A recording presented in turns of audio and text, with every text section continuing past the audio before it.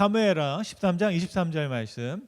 만 2년 후에 에브라임 곁 바알 하솔에서 압살롬이 양털을 깎는 일이 있음에 압살롬이 왕의 모든 아들을 청하고 압살롬이 왕께 나아가 말하되 이제 종에게 양털 깎는 일이 있사오니 청하건대 왕은 신하들을 데리시고 당신의 종과 함께 가사이다 하니 왕이 압살롬에게 이르되 아니라 내 아들아 이제 우리가 다 갈 것이 없다 내게 누를 끼칠까 하노라 하니라. 압살롬이 그에게 간청하였으나 그가 가지 아니하고 그에게 복을 비는지라. 압살롬이 이르되 그렇게 하지 아니하시려거든 청하건대 내 형 암논이 우리와 함께 가게 하옵소서. 왕이 그에게 이르되 그가 너와 함께 갈 길이 무엇이냐 하되 압살롬이 간청하매 왕이 암논과 왕의 모든 아들을 그와 함께 그에게 보내니라. 압살롬이 이미 그의 종들에게 명령하여 이르기를 너희는 이제 암논의 마음이 술로 즐거워할 때를 자세히 보다가 내가 너희에게 암논을 치라 하거든 그를 죽이라. 두려워하지 말라. 내가 너희에게 명령한 것이 아니냐. 너희는 담대히 용기를 내라 한지라. 압살롬이 종들이 압살롬의 명령대로 암논에게 행하매 왕의 모든 아들들이 일어나 각기 노새를 타고 도망하니라. 아멘. 네, 말씀의 제목을 야곱의 아니죠. 다윗의 아들들이라고 붙여봤습니다. 우리말에 가지 많은 나무가 바람이 잘 날이 없다라는 게 있습니다. 제가 이 동네를 걷다가 나무들이 이렇게 막 올라와 있는 것들이 있거든요. 제가 사진으로 비디오를 찍었는데 길을 가는데 한번 비디오를 플레이해 주시고 그 볼륨을 한 10까지 쭉 올려 저쪽에 쭉 한번 올려주시면 잘 들어보세요.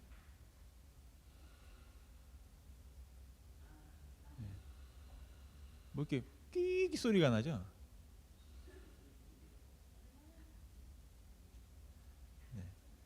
잘 안 들렸는데 아무튼 무슨 소리냐면 저게 긴 나무인데요. 바람이 이렇게 흔들리니까 그 나무가 약간 금이 갔나 봐요. 그래가지고 끼익 소리가 이렇게 끼익 소리가 끼익하고 나고 아마 나중에 큰 바람이 불면 저 나무가 꺾여서 쓰러지지 않을까 싶은 그런 생각이 들었습니다. 왜냐하면 저는 무슨 새소리인지 알고 봤더니 나무 자체가 이렇게 기울어지면서 삐걱삐걱대는 그런 소리를 냈던 걸 제가 보았습니다. 여러분 다윗에게는요 참 여러 아내들이 있었고요. 또 성경에 다 기록하지 않은 아들들도 꽤 많이 있었습니다. 다윗의 집을 보면 정말 바람잘 날이 없다. 그리고 다윗 본인도 꽤 큰 몫을 차지하고 있는 걸 볼 수 있습니다. 사무엘하 12장 바로 오늘 읽었던 말씀의 앞장에 보면 솔로몬이 태어납니다. 솔로몬이 누군지 잘 아시죠? 그 솔로몬이 나중에 다윗의 장자가 돼서 이스라엘의 이제 왕이 되고 또 그 솔로몬의 후손을 통해서 예수님께서 이 땅에 오시는 걸 볼 수 있고요. 그래서 굉장히 중요한 그런 바로 솔로몬의 역할이 있는데요. 족보가 좀 복잡하긴 한데 중요하게 제가 생각했던 것은 저 가운데 다윗이 있고요. 그 다윗의 아들 솔로몬이 있고요. 예수님이 그 솔로몬의 후손으로 왔고요. 또 한 가지 이제 누가복음에 보면 예수님의 족보가 또 두 가지가 있습니다. 근데 그 족보에는 그 예수님의 어머니였던 마리아의 조상이 누군지가 이제 거기 나와 있거든요. 근데 거기에는 뭐라고 되어 있냐면 다윗이 나단을 낳고 나단을 통해서 쭉쭉쭉 누가 나오냐면 예수님의 어머니였던 마리아가 태어났다라고 되어 있습니다. 근데 나단이 누구냐면 솔로몬의 친형입니다.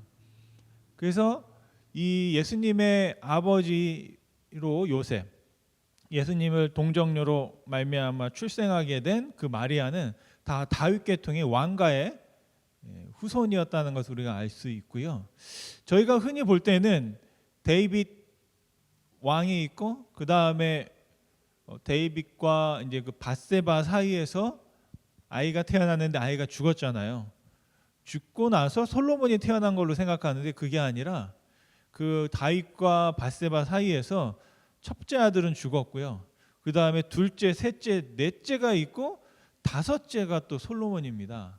그래서 제가 볼 때는 와, 솔로몬이 왕이 된다는 거는 인간적이나 정치적이나 우리의 역사나 아니면은 우리가 흔히 하는 왕가에서 나오는 그런 스토리를 보면 저게 불가능한 일이에요. 그런데 솔로몬이 왕이 됐습니다. 그리고 또 다른 족보를 보시면 솔로몬은 저 끝에가 있잖아요.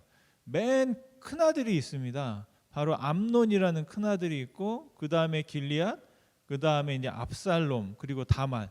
그래서 오늘 말씀에 보면 이 세 명이 중요한 등장인물인데 암논, 그러니까 다시 말하면 다윗의 큰아들, 그리고 이 큰아들은 다윗을 이어서 왕이 될 사람이죠. 그리고 길리앗이 있고 그 다음에 셋째가 압살롬인데 마아가라는 그 다른 나라의 왕의 공주가 다윗과 정략적으로 결혼하면서 태어난 아들이 압살롬이고요. 그리고 거기에 다말이 있습니다. 그래서 오늘 말씀을 쭉 보시면 저 압살롬이 누구를?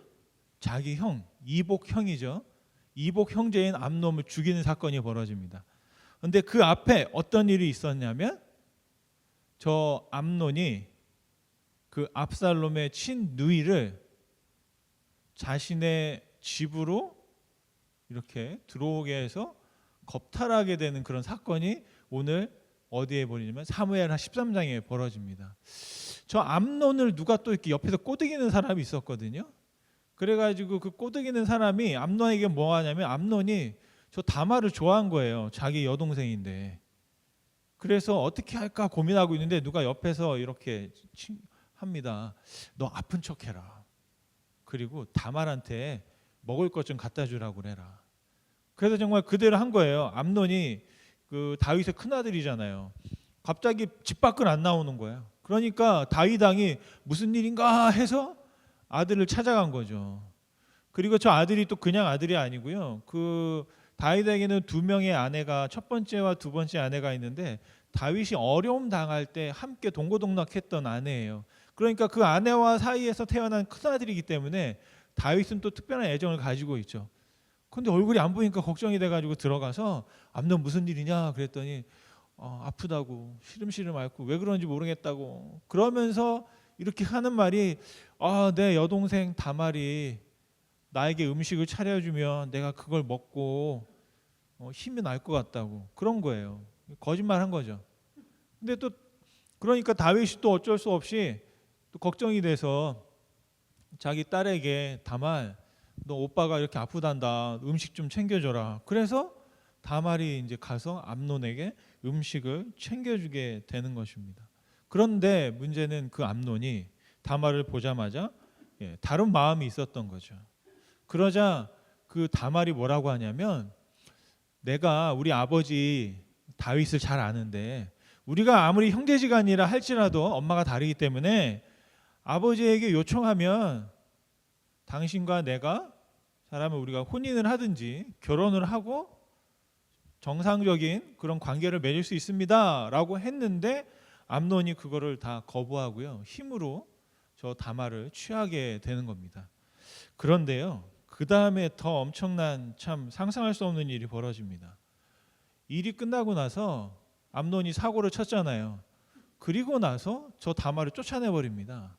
그렇게 사랑하던 다말을 오히려 이제는 꼴보기도 싫다 그러고 내쫓아버린 거예요.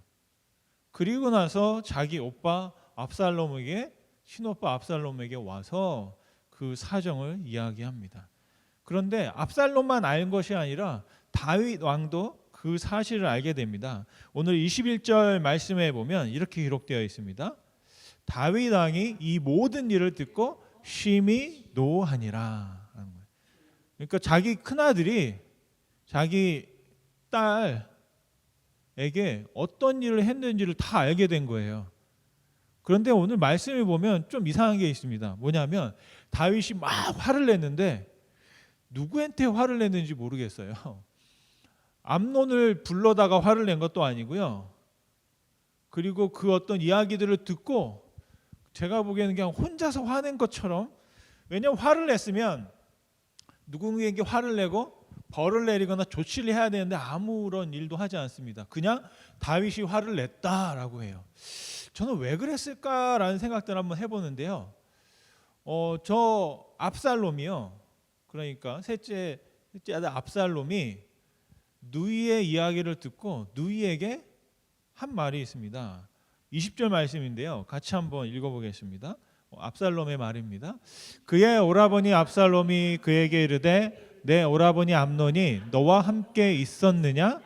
그러나 그는 내 오라버니이니 누이야 지금은 잠잠히 있고 이것으로 말미암아 근심하지 말라 하니라.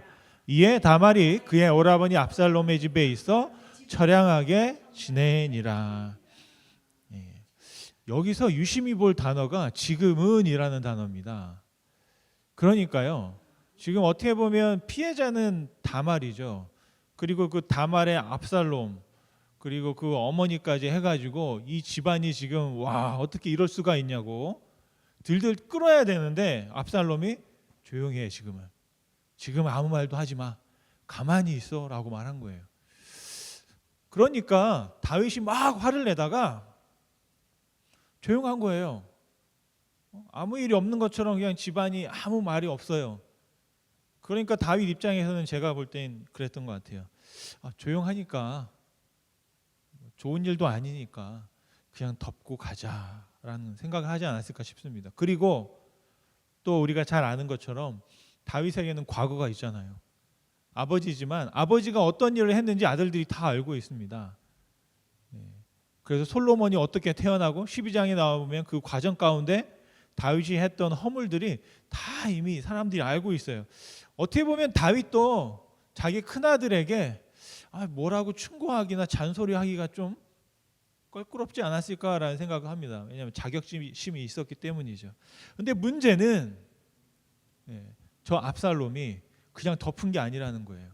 저 말씀에 보면 지금은 잠잠히 있어. 지금은 때가 아니야. 언제 때가 되면 내가 복수해 줄게라는 말이 저 바로 압살롬의 말에 담겨 있는 이야기가 되겠습니다. 그러면서 저 압살롬이 얼마를 기다렸냐면 아까 읽었던 것처럼 2년을 기다립니다. 한번 23절 말씀을 같이 읽겠습니다. 23절 말씀. 만 2년 후에 에브라임 곁 바알 하솔에서 압살롬이 양털을 깎는 일이 있음에 압살롬이 왕의 모든 아들을 청하고 아멘. 근데 양털을 깎는다는 건 굉장히 큰 축제입니다. 축제이고 그 축제 가운데 압살롬이 잔치를 내가 베풀겠습니다. 우리 왕자님들을 다 대접하고 싶습니다. 아버지도 오세요라고 다윗에게 초청을 한 거예요. 그랬더니 다윗이 눈치가 있는 것 같아요. 뭐라고 하냐면 내가 기꺼이 가야지라고 하는 게 아니라 야 너네 집안일이니 내가 가면 괜히 잔치에 번거로우니까 그냥 너희끼리 해라 라고 한 거예요. 그런데 그 반응을 듣고 압살롬이 네 알겠습니다라는 게 아니라 아닙니다 아버지. 만약에 아버지가 못 오시면 우리 형들이라도 불러주세요. 제가 형들하고 거하게 대접하겠습니다. 그랬더니 이 또 다윗이 물어봅니다. 아까 읽었던 것처럼 형들이 왜 필요하니? 왜 가야 되니? 제가 보면 좀 눈치가 있는 것 같아요. 그런데 또 압살롬이 대접 말하는 거예요. 제가 우리 형들에게 극진히 모시고 그 잔치를 베풀어서 우리가 좀 지금 사이가 안 좋잖아요.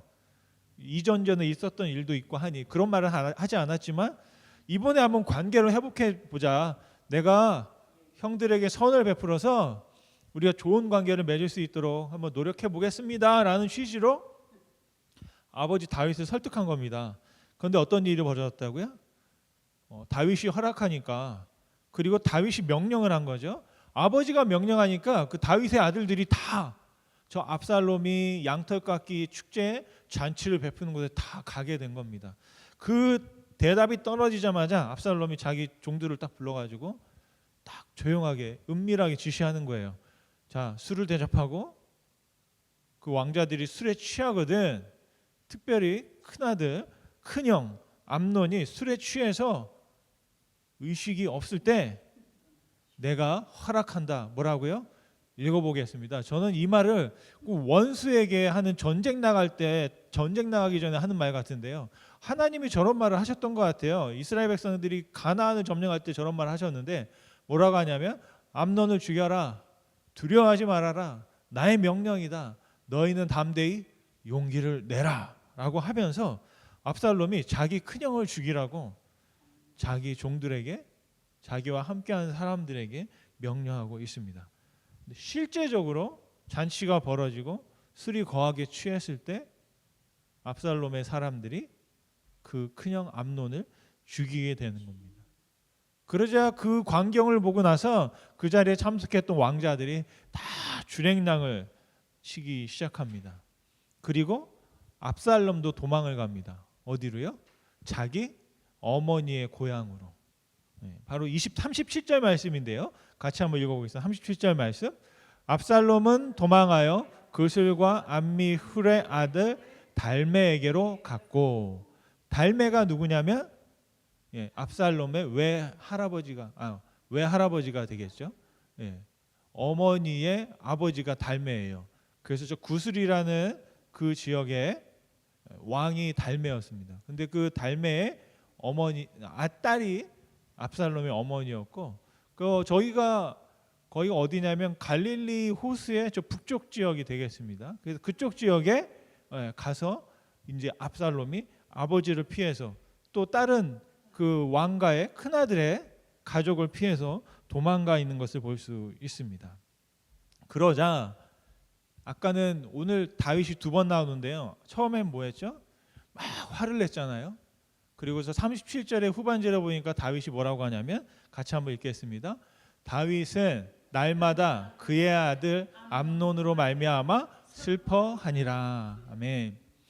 저게 이제 성경에 보면 암논이라는 말이 없고 다윗이 날마다 그의 아들로 말미암아 슬퍼한다라고 되어 있는데 세번역 성경이나 다른 성경에 보면 왜 슬퍼하냐면 자기 죽은 아들 암논의 죽음을 슬퍼하는 것입니다.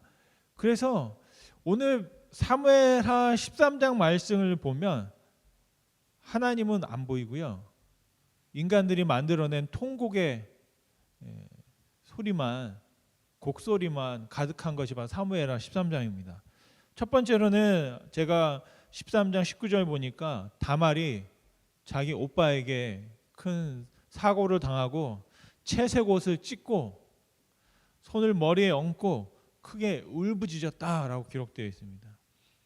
그러자 또 사무엘하 나중에 암논이 죽은 소식을 듣고 다윗 왕도 자기 옷을 찢고 신하들도 자기 옷을 찢고 다 슬퍼했다라고 되어 있습니다. 그리고 36절 말씀에 보면 또 다른 왕자들도 자기 큰형이 죽는 광경을 보고 소리 높여 통곡하면서 그 통곡 소리가 이스라엘에 있는 모든 신하들과 함께 통곡하게 되었다라는 겁니다.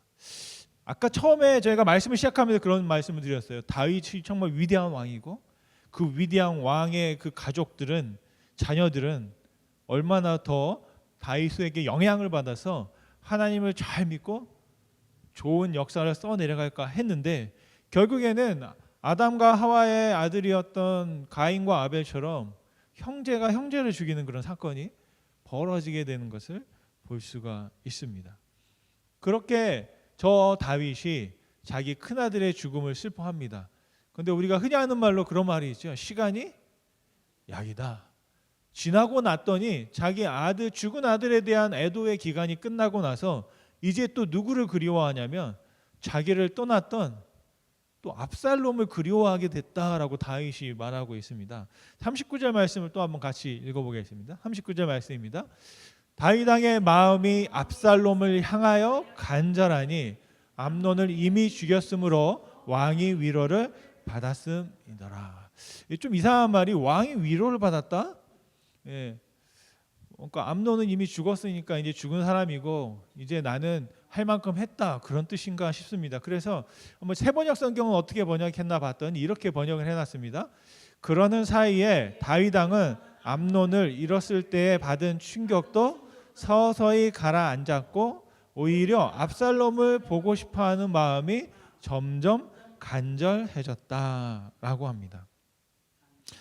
참 사람의 마음을 알다가다 모르겠죠. 죽은 아들은 보냈고 또 압살롬도 내 아들인 거예요. 이제 아버지의 입장에서는 아들이 아들을 죽였는데 또 그 아들을 보고 싶어한다. 제가 다윗이 아니고 제가 다윗이 자녀가 아니기 때문에 어떻게 저럴 수 있을까라고 생각하면서도 또 아버지 입장에서는 그럴 수도 있겠다라는 생각을 한번 해보게 됩니다. 참 사람의 마음이 복잡하고요. 사람이 그 상황과 환경에 따라서 정말 다양한 생각들과 경험들을 하는 걸 볼 수 있습니다. 저는 이 사무엘하 13장 말씀을 보면서 그 러시아의 문호가 썼던 까르마조프의 형제들이라는 소설이 있는데 꼭 그 집안에 있었던 이야기가 이 사무엘하 13장에 나오는 인간의 그 이야기와 또 통하는 부분이 있지 않나라는 생각들을 한번 해보게 됩니다. 저 까르마조프 표도르 아버지는 아내가 둘이었고 좀 막 행실이 그렇게 바르지 못한 삶을 살았죠. 그런데 이제 큰 아들이 태어나고 그 큰 아들 드미트리 그는 굉장히 충동적이고 아주 성격이 좀 있는 그런 아들로 있었던 것 같습니다. 근데 두 번째 아들은 또 아반이라는 아들이 있는데 그 아들은 굉장히 냉소적이고 이성적이라고 할까요? 그리고 신을 믿지 않는 사람이었고요. 셋째 아들은 또 특이한 아들입니다. 알렉세이라는 이 사람은 굉장히 마음이 온화하고 어떻게든 막 그 신앙심이 깊어가지고요. 자기 형제들과의 그런 사이를 좋게 만들려고 화해하려고 노력했던 겁니다. 표면적으로는 아들이 셋인데요. 어떤 일이 벌어지냐면 저 아버지가 죽게 되죠. 살해당한 거예요, 누군가에게. 그래서 그 사건들을 조사하다 보니 이 아들들이 다 용의자로 이제 올라가게 됩니다. 나중에 알고 보니까 아들이 하나가 더 있어요.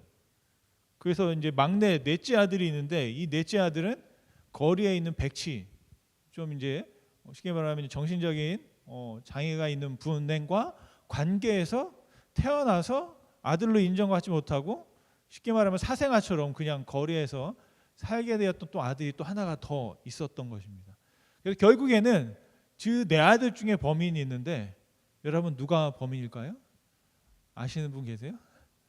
나중에 한번 책을 한번 읽어보시기 바랍니다. 드라마를 한번 찾아보든지 영화를 한번 찾아보든지 책을 한번 보면 그 넷 중에 한 명이 있는데 누가 사주를 했고 또 누가 실행을 하고 아주 그 복잡한 이야기 또 그 가운데 또 이제 여인들이 또 여러 캐릭터의 여인들이 또 등장하고 합니다. 어떻게 보면 사람의 모습이 우리 인간에 있는 그 내면에 있는 그런 모습들이 다 드러나는데 어떤 생각을 해봤냐면 아들들이 다 성격이 다른 아들들이 있잖아요. 그런데 이 작가가 생각하기에는 그 아들들의 그 모든 특징들이 그 아버지에게 또 다 담겨 있는 것 같다라는 생각을 해봅니다. 다윗의 이야기를 볼 때 드는 생각은 뭐냐면 다윗 한 명이 있지만 그 다윗 안에 암논 같은 모습도 있고 또 솔로몬 같은 모습도 있고 또 우리가 아까 봤던 압살롬과 같은 모습도 다윗 안에 함께 담겨 있는 것이 아닌가라는 생각들을 해보게 됩니다. 그래서 마치 이 까르마조프 형제들의 이야기 소설인데 어떻게 보면 그 소설이 진짜처럼 역사 속에서 벌어진 것은 다윗의 집안에서 있었던 일이다라는 사건을 볼 수 있겠습니다. 아까 처음에 말씀드렸던 것처럼 사무엘 하에는 하나님이 등장하지 않습니다. 그러니까 인간들끼리 서로가 서로에게 좋은 대로 하고 있는 거예요. 그런데 어떻게 해서 이런 사건이 벌어졌을까를 쭉 보면 그 집안의 비극은 어디서부터 시작되어 있는가?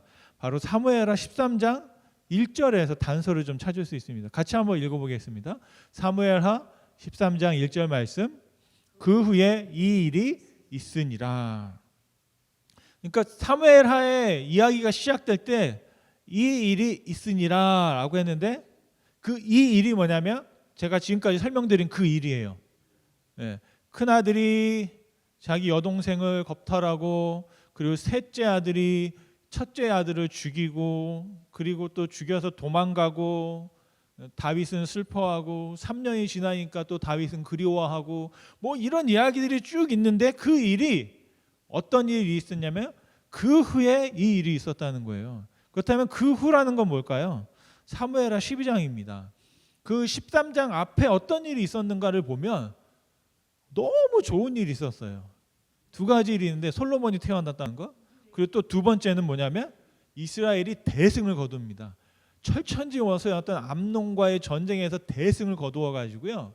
어떤 일이 벌어지냐면 그 왕까지 그 왕관을 막 뺏어오고 그리고 그 나라에 있는 그 모든 백성들이 이스라엘의 노예가 돼 버립니다. 그래서 이스라엘 백성들이 해야 하는 허드렛 일을 다 그 사람들이 하게 돼 있어요. 그래서 이스라엘 왕자들과 이스라엘 백성들은 너무 좋은 거예요. 너무 좋은 거예요.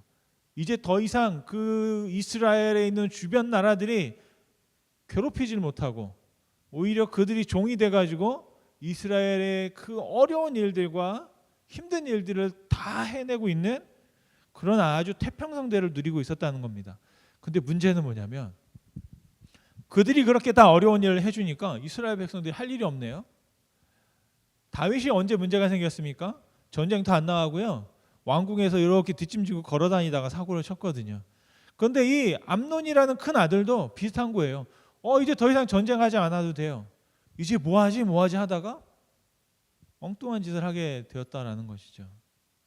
제가 볼 때는 우리가 잘 될 때 그리고 성공할 때 또 큰 어떤 업적을 이루었을 때 그 다음이 굉장히 중요한 것 같습니다. 그리고 그 다음에 어떻게 쉴 것인가, 그리고 어떤 쉼을 통해서 어떻게 생산적인 일들을 할 것인가. 그런데 아무것도 할 수 없을 때는 오히려 엉뚱한 생각들을 하게 되고 잘못된 길로 갈 수 있다라는 겁니다. 그래서 그런 어떤 위기 상황 가운데 이 이야기를 통해 제가 배우게 되는 것은 뭐냐면, 그럴 때일수록 정신을 더 똑바로 차려야 되겠구나.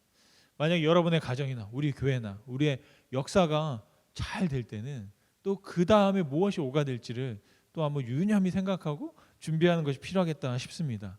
그래서 오늘 말씀을 마치면서 제가 드리고 싶은 것은 사도 베드로가 말년에 썼던 베드로 후서가 있습니다. 그 베드로 후서에 보면 이렇게 우리들에게 세 가지를 권면합니다. 첫째는 하나님을 알기를 힘써라. 여러분이 태평세를 누리고 아무 일이 없을 때 오히려 더 하나님을 알기를 힘써라. 같이 한번 읽겠습니다. 베드로서 1장 3절 말씀입니다. 그의 신기한 능력으로 생명과 경건에 속한 이 모든 것을 우리에게 주셨으니 이는 자기의 영광과 덕으로서 우리를 부르신 이를 알므로 말미암음이라. 뭐 했다고요? 생명과 경건에 속한 모든 것을 주셨다는 거죠. 이스라엘이 잘 살 수 있는 모든 것을 다윗을 통해 주셨습니다. 그런데 그때 우리가 해야 되는 건 뭐냐면 기억하는 거죠. 하나님을 기억하고 하나님의 영광과 덕으로서 우리를 부르신 하나님을 더 알려고 힘써야 된다는 겁니다. 그런데 오늘 사무엘하 13장에 보면 하나님을 부르지 않고 하나님을 예배하지 않고 자기네 욕심을 채우려고 했던 그곳에 더 올인하고 있었던 것을 볼 수 있습니다. 두 번째, 베드로는 신의 성품에 참여하라고 말씀합니다. 또 같이 한번 읽어보겠습니다. 1장 베드로 후서 말씀입니다. 이로써 그 보배롭고 지극히 큰 약속을 우리에게 주사 이 약속으로 말미암아 너희가 정욕 때문에 세상에 썩어질 것을 피하여 신성한 성품에 참여하는 자가 되게 하려 하셨느니라. 왜 축복을 주셨느냐? 정욕에 쓰러지는 거 아니라 썩어질 것에 하는 것이 아니라 하나님의 성품에 참여하도록 더 힘쓰는 자가 되라고 말씀합니다. 그리고 마지막 끝으로 5절 7절 말씀에 더욱 힘써서 하나님의 사랑을 더하라고 권면하고 있습니다. 5절입니다. 그러므로 너희가 더욱 힘써 너희 믿음의 덕을, 덕의 지식을, 지식의 절제를, 절제의 인내를, 인내의 경건을, 경건의 형제 우애를, 형제 우애의 사랑을 더하라. 아멘. 아마 암논이 이 말을 알고 있었다면 그런 사건이 벌어지지 않았을까요? 형제 우애를 해라. 그리고 사랑을 더 하도록 말씀하고 있습니다. 에베소 4장 22절 24절 말씀에 보면 너희는 욕심을 따라 썩어져가는 구습을 따르는 옛사람을 벗어버리고 오직 너희의 심령이 새롭게 되어 하나님을 따라 의와 진리의 거룩함으로 지으심을 받은 새 사람을 입으라. 아멘. 사도 바울의 권면입니다. 신의 성품에 참여하라. 새 사람을 입으라. 사도 바울과 베드로의 권면이 통하고 있는 것을 볼 수 있습니다. 사랑하는 여러분, 더욱 힘써서 우리가 하나님의 알기를, 그래서 하나님이 나를 왜 부르셨는지, 왜 나에게 복 주셨는지를 깨닫고 살아갈 수 있기를 소원합니다. 그리고 우리가 그것을 기억하고 정말 그 성품에 참여하려고 애쓸 수 있기를 바라고요. 그래서 이제 우리가 하나님이 주신 새 옷을 입고, 근데 다 그 무엇을 잊어버린다 할지라도 마지막에는 사랑을 더하는 삶을, 암논이 자기의 누이 다말을 사랑했다면 그를 지켜주려고 했던 그런 마음을 가질 수 있도록, 유혹에 썩어가는 것에 투자하는 것이 아니라 하나님의 성품에 참여하는 자로 우리가 살아감으로 말미암아 이 말씀 우리가 실천하고 나아갈 때, 오늘 베드로 후서의 그 1장의 마지막에 우리에게 하시는 말씀이 뭐냐면, 너희들이 구주 예수 그리스도와 함께 영원한 나에 들어갈 때 넉넉하게 들어갈 것이다 말씀하셨습니다. 바로 우리가 예수님과 함께함으로 말미암아 하나님 나라에 넉넉히 들어가고 이 땅 가운데 살 때에는 하나님의 성품에 참여하고 사랑을 더하는 삶을 살아갈 수 있기를 간절히 축원드립니다.